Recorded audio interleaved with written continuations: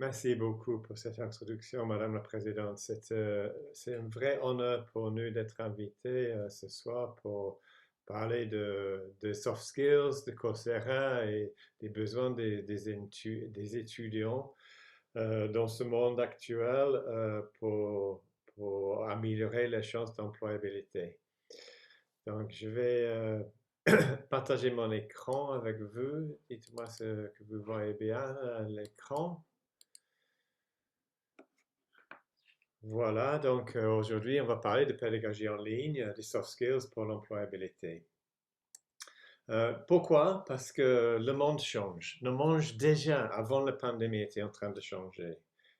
C'était une digitalisation à cause de l'automation qui a fait un effet partout dans le monde. C'est-à-dire que l'emploi change, l'éducation change, nos vies changent énormément. Et puis avec le Covid-19, ça a un effet d'accélération dans toute cette digitalisation. Mais c'est quand même quelque chose d'important pour les emplois et pour les étudiants parce que le World Economic Forum, par exemple, estime que d'ici 2025, 80 millions d'emplois n'existeraient plus. Après, les compétences. Coursera, on se considère comme une entreprise de transformation des compétences. Parce que euh, les compétences qu'on peut appeler les compétences émergentes, ils changent tellement rapidement que ça devient essentiel d'être formé sur ces compétences en continuité. Donc, par exemple, le World Economic Forum encore pense que ces compétences-là, les compétences essentielles, 47% de ces compétences vont changer entre maintenant et l'an 2025. C'est-à-dire qu'un étudiant qui démarre l'université maintenant, il apprend, il maîtrise certaines compétences et par le temps qu'il quitte l'université, ses compétences vont changer. Donc, ce qui devient plus en plus important, c'est pas d'apprendre que les matières, mais aussi d'apprendre à apprendre. D'où on commence à parler des soft skills, des study skills, etc. Après, on voit aussi que malheureusement, plus de la moitié des employeurs ne croient pas que les étudiants sont prêts avec des compétences pour travailler. Et aussi, 60% des employeurs ne pensent pas que les étudiants ont les soft skills nécessaires pour travailler dans le monde du travail d'aujourd'hui. C'est quelque chose d'intéressant. On va dans une université où, en général, le travail est individuel. Il ne faut pas tricher, il ne faut pas regarder le travail des autres. Il faut montrer, il faut démontrer ce qu'on est capable de faire, de ce qu'on est capable d'apprendre. Et puis, on va dans le monde du travail et donc, il faut partager, il faut échanger, il faut travailler ensemble. Et on ne travaille plus pour soi-même, on travaille pour les autres, pour toute l'équipe et pour l'entreprise. Donc là, c'est vraiment une mentalité complètement différente et souvent les étudiants ne sont pas prêts à travailler dans des groupes, à travailler ensemble. Aussi, ce qui est important de savoir, c'est que les employeurs dans le monde entier commencent à réaliser que embaucher les gens par les anciennes méthodes, c'est-à-dire de prendre uniquement en compte des diplômes, des licences, des masters, ça suffit plus parce qu'ils savent qu'ils ont besoin de certaines compétences. Donc maintenant, ils sont prêts à, 62% sont prêts à déprioriser les diplômes traditionnels pour donner plus d'importance dans les diplômes des compétences avec une certification valide, bien sûr. Et 90% sont prêts à valider ces connaissances par des certifications et ils sont prêts à embaucher des gens axés sur ces certifications qui démontrent les compétences qu'ils ont acquises. Donc, il y a certaines tendances dans le monde de l'éducation tertiaire, des universités, des facultés, qui démontrent qu'il faut changer. Donc d'abord, plus en plus d'enseignements en ligne. Et bien sûr, le Covid-19 a eu un énorme effet d'accélération là-dessus. Après, là où Coursera est vraiment focalisé, c'est sur l'employabilité.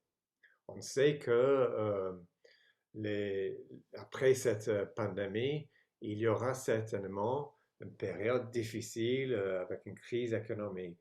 Donc, il faut absolument travailler maintenant sur l'employabilité de vos étudiants.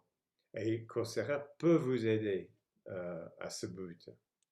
Après aussi, il y a beaucoup de pression sur les budgets des universités. Et donc, euh, en donnant plus de cours en ligne, les cours en ligne peuvent être créés et délivrés pour jusqu'à 50% de moins de coûts. Parce qu'on n'est pas obligé de payer pour les immeubles, les places, l'électricité, le temps de professeurs, etc. Et puis aussi, priorité aussi très importante pour Coursera, c'est d'offrir une formation pour les professeurs, pour les aider à améliorer les compétences dans leur domaine, surtout dans les compétences émergentes, mais aussi des compétences pour enseigner en ligne. Et on offre beaucoup de cours là-dessus parce que c'est très clair, une pédagogie en ligne est complètement différente qu'une pédagogie présentielle. Et beaucoup d'universités qui ont traversé cette pandémie en faisant ce qu'ils faisaient en présentiel en ligne, avec des longs enregistrements de cours sur YouTube, etc., ils ont vite compris que ça ne marche pas. Donc, actuellement, sur Coursera, nous avons 77 millions d'apprenants sur notre plateforme. À peu près la moitié, c'est des individus qui viennent, qui s'inscrivent gratuitement, qui font des cours, mais après, pour avoir les certificats, il faut payer. Mais tout le contenu est gratuit. Mais on travaille de plus en plus avec des institutions maintenant. Vous voyez en bas à droite qu'on a 6000 institutions, donc les business, les entreprises, les gouvernements et bien sûr les universités. Pourquoi des partenariats avec les universités? D'abord, parce que on a tellement de gens sur notre plateforme dans les entreprises qu'on peut identifier toutes les données que ça donne. C'est des compétences qui sont requises par ces entreprises. On peut savoir un petit peu partout dans le monde, dans toutes les industries différentes, les compétences requises par les employeurs d'aujourd'hui. Et on travaille avec les universités et on peut suggérer un contenu en disant si vos étudiants maîtrisent ces compétences-là, ils vont avoir beaucoup plus de chances à l'employabilité avec ces employeurs qui demandent exactement ces compétences-là. Deuxième chose, c'est qu'avec des institutions, il peut y avoir toute une analyse de données, de performance des étudiants. Ils peuvent voir combien de temps ils passent sur la plateforme, les compétences qu'ils maîtrisent, le nombre des étudiants engagés, et ils peuvent gérer les licences de façon globale avec tous les étudiants, et puis de niveau dans chaque programme individuellement et au niveau de chaque étudiant aussi. Donc, aussi, on voit ici en bas à gauche nos partenariats de contenu. Nous ne créons pas notre propre contenu à Coursera. Nous travaillons avec les meilleures universités, les meilleures écoles de business, les meilleures écoles d'ingénieurs, plus nos partenariats d'industrie pour créer la meilleure qualité de cours, de contenu et de pédagogie qu'on peut trouver. Et après, notre mission, c'est de pouvoir partager ce contenu exceptionnel avec tout le monde, partout dans le monde entier. Quelques exemples de nos partenariats de contenu. Vous voyez ici, on a les universités de très bonne qualité comme Yale University, comme Duke University. Nous travaillons aussi avec certains établissements français et francophones, comme par exemple HEC Paris, ESSEC, INSEAD, École Polytech. Et là, on travaille avec des entreprises un petit peu partout dans le monde, mais des très grandes entreprises. Ils nous ont fait un partenariat avec nous pour faire la formation de leurs employeurs quand il y a des compétences importantes à développer. Vous voyez quelques exemples sur l'écran maintenant. Et maintenant, de plus en plus, on forme des partenariats avec des institutions comme les universités au Maroc. Donc, vous voyez bien qu'on a fait un partenariat avec l'université Hassan II de Casablanca. On travaille aussi avec l'école centrale Casablanca, euh, avec beaucoup d'autres universités, établissements en Afrique, comme par exemple en Tunisie, l'université Carthage, qui est une université aussi publique. Et nous avons actuellement en Afrique 4 millions, plus de 4 millions d'étudiants enregistrés sur notre plateforme. On trouve beaucoup d'intérêt en Afrique, une soif d'apprendre, une envie d'aller vers la digitalisation, et c'est très encourageant. Donc, en total maintenant, à Coursera, on a à peu près 1500 projets, c'est-à-dire des petits projets de 2 à 3 heures qui sont créés pour mettre en pratique ce qu'on a appris en théorie. Je vais montrer un petit peu un exemple de ça. On a presque 5000 cours. Donc les cours, c'est entre 4 et 6 semaines pour un cours, 12 à 15 heures. Et ça mène toujours à un certificat, une certification qui vient de l'établissement qui a créé le cours, plus Coursera. Puis, on a presque 600 spécialisations, qui est un regroupement de cours. Là, ça dure entre 10 et 6 mois. Et puis, plus important, on a à peu près entre 30 et 40 certificats professionnels qui viennent de nos partenariats d'industrie. Je vais montrer quelques exemples, mais là, ça dure entre 6 mois et 1 an. Les guided projects dont j'ai montré qu'il y a à peu près 1500 pour l'instant, c'est quelque chose de très intéressant. C'est le parti qui manquait un petit peu de l'enseignement en ligne, le parti pratique. Comment on peut travailler en ligne pour mettre en pratique ce qu'on a appris en théorie. Et donc, nous, notre solution, c'était de travailler avec un organisme, une plateforme qui s'appelle Rhyme. Et on a créé cette idée de guided projects où le professeur qui est à droite de l'écran montre étape par étape à l'étudiant ce qu'il faut faire pour créer ce projet. Donc ici, c'est sur Tableau, mais on travaille avec beaucoup de logiciels. Et l'étudiant, à gauche de l'écran, il est en train de suivre les instructions du professeur pour créer son projet. Ce qui est très intéressant, c'est que pour une université, les étudiants n'ont pas besoin de télécharger les logiciels. Tout est compris dans notre plateforme. Donc, ils ont juste besoin de cliquer sur le lien et ils travaillent de suite comme si le logiciel était sur son ordinateur, mais en fait, c'est sur le cloud. Donc, c'est-à-dire aussi que les universités n'ont pas besoin d'acheter des licences pour les étudiants parce que nous, on s'en occupe des licences. En fait, en général, c'est avec des projets open source.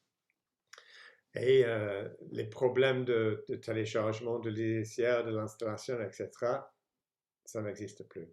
Donc, ça devient très populaire. On a à peu près 2 millions d'étudiants qui sont enregistrés sur ces cours depuis le mois d'octobre dernier. Et dernièrement, c'est très important de suivre une pédagogie en ligne. Je parlais tout à l'heure, le micro-learning, où on a les petits morceaux d'apprentissage qui durent 5 à 10 minutes. Après, c'est répété.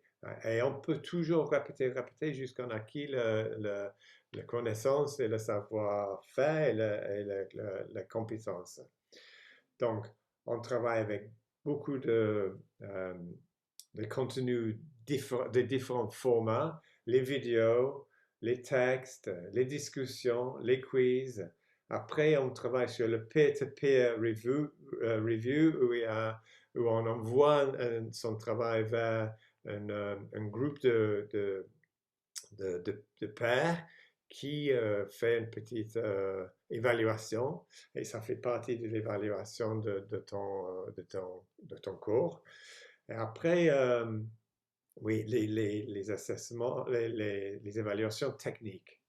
Donc, c'est un format très actif qui est très important parce que quand un étudiant travaille en ligne, s'il est passif, c'est pas comme s'il est dans une salle de classe ou dans un auditorium où il doit faire attention au professeur. Quand il est en ligne, le professeur en général ne le voit pas. Donc, c'est facile, très facile d'être distrait et d'aller sur Facebook, de chatter avec un collègue.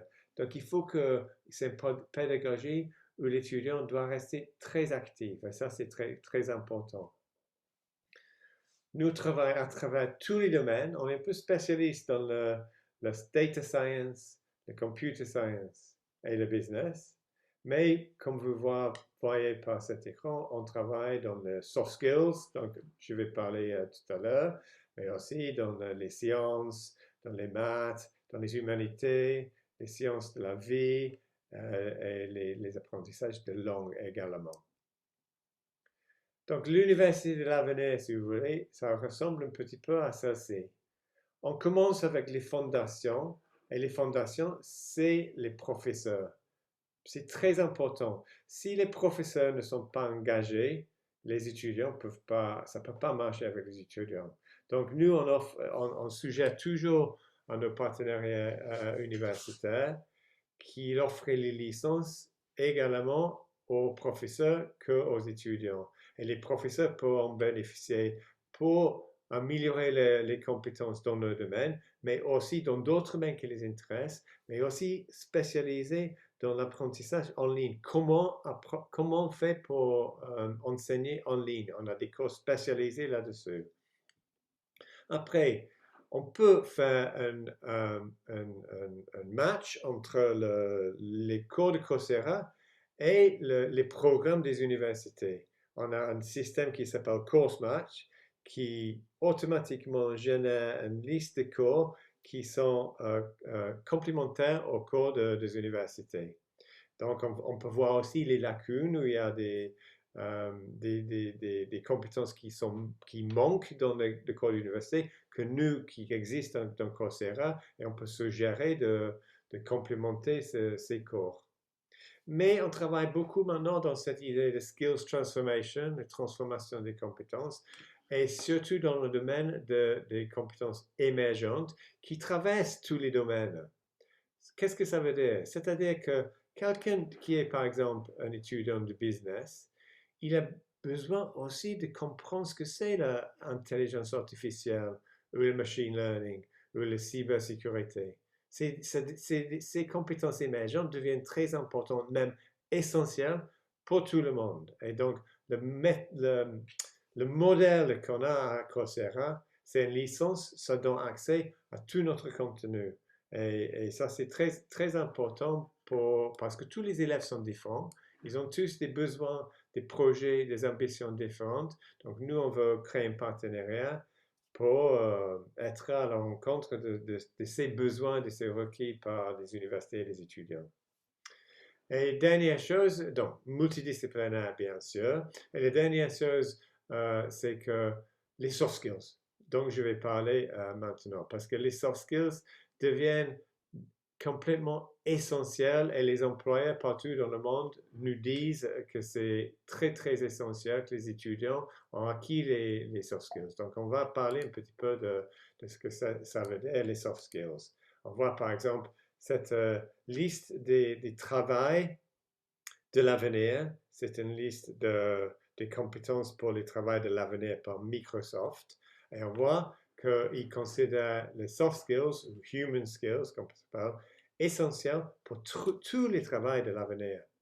Et donc, nous, on spécialise vraiment là-dessus. On a cette fiche-là c'est une façon d'accéder à tous les cours de Coursera par les compétences dans les domaines différents. Et vous voyez que Human Skills, ça a une grande importance dans le contenu de Coursera. Donc, qu'est-ce que c'est le soft skills? Si vous voyez ici, d'après une recherche par Harvard University,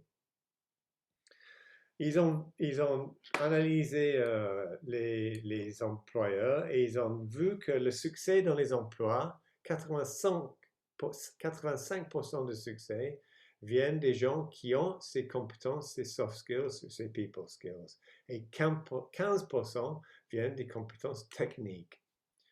Donc ça, c'est très intéressant, mais d'où ça vient? En fait, ça vient d'une recherche qui a été faite par Charles Rydberg, A Study of Engineering and Education, en 1918. Plus ça change, plus c'est la même chose, je crois qu'on dit en français. Donc, pourquoi c'est toujours si important?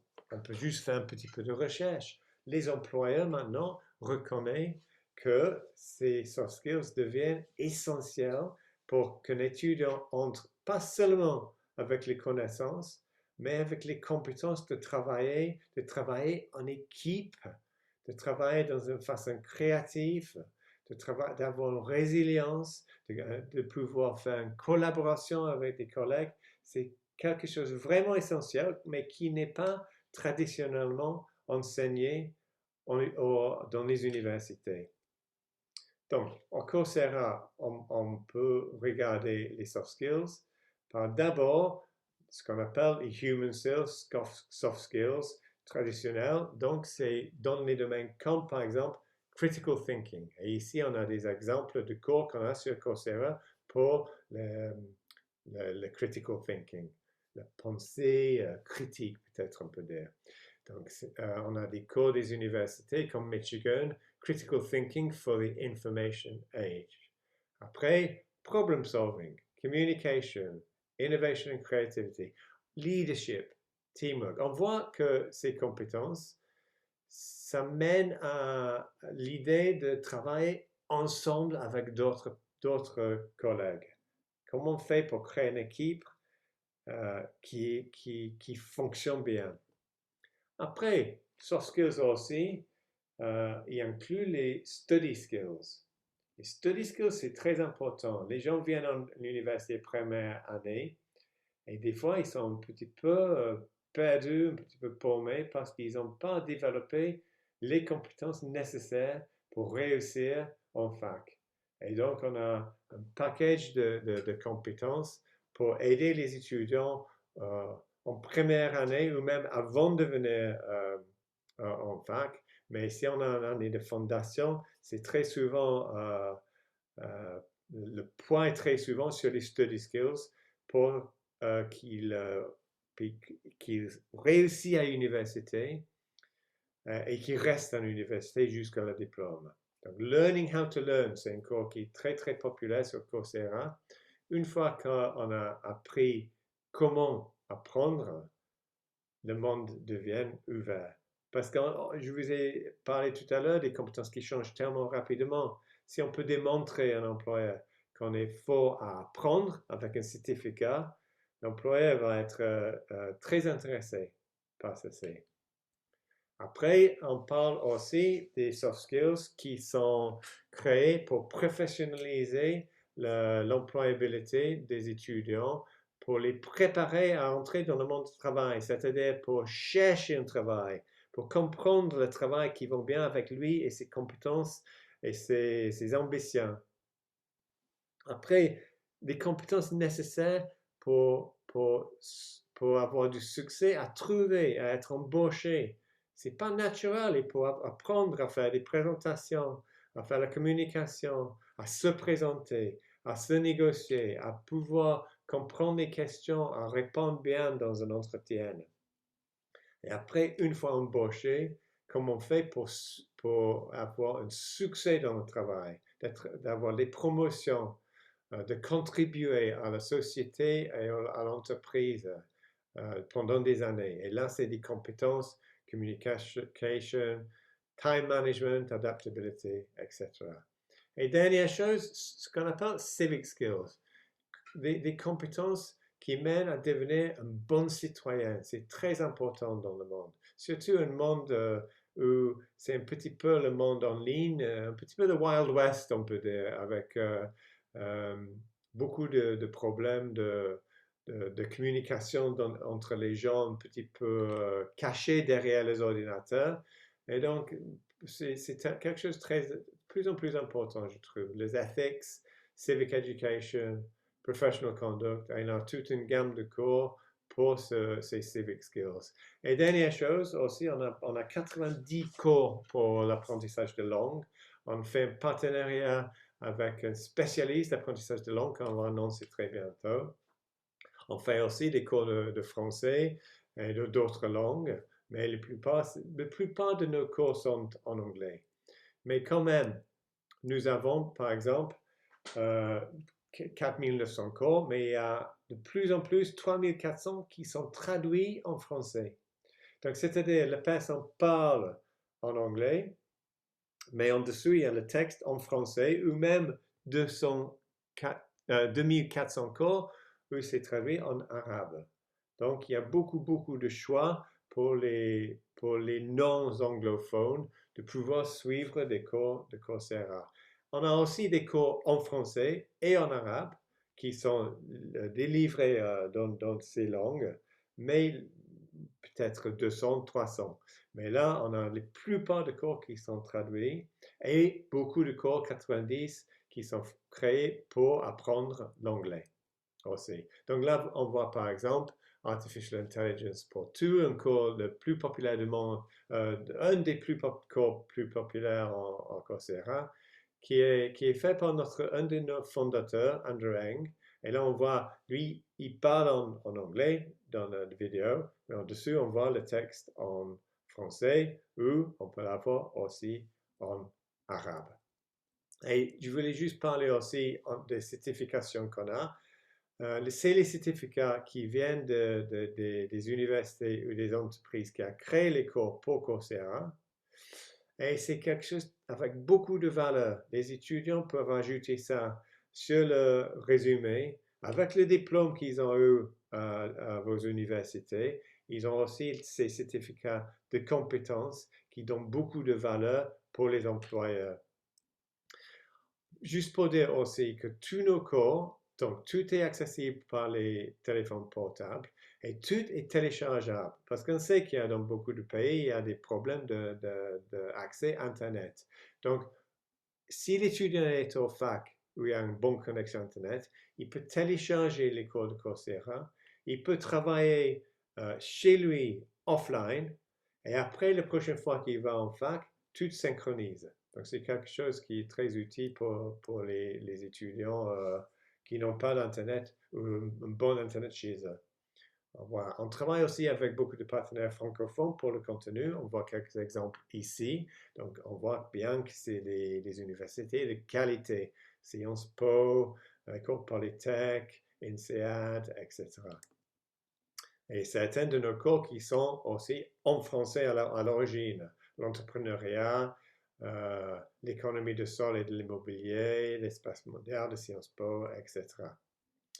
Donc, nous avons aussi actuellement, on peut voir par notre Skills Index, on a à peu près 400 000 apprenants au Maroc qui sont actuellement enregistrés sur presque 1 million de cours.